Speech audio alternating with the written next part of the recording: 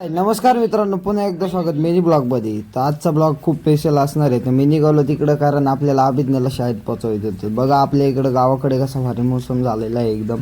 तर मी घेतला आता फायनली अभिज्ञाला. तर फुल इकडं चिक्कल बिक्कल झाला होता. हे बघा चिक्कल बिक्कल झाल्यानंतर मी आलो अभिज्ञाला सोडून घरी. तिचे बघा काय एडी चालले ना, आपली ओवी बघा काय करते.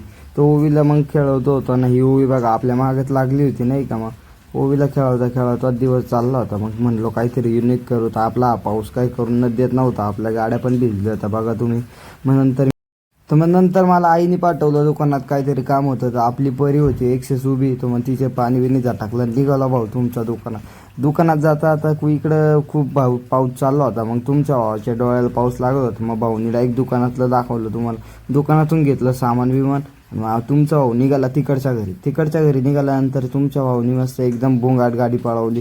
आणि मग गेलो फायनल, तिला सामान विमान दिलं. आणि तुमचा भाऊ परत निघाला घरी. आपली परी एकदम ताटात उभी होती. इकडं बघा काय घाईर बघा.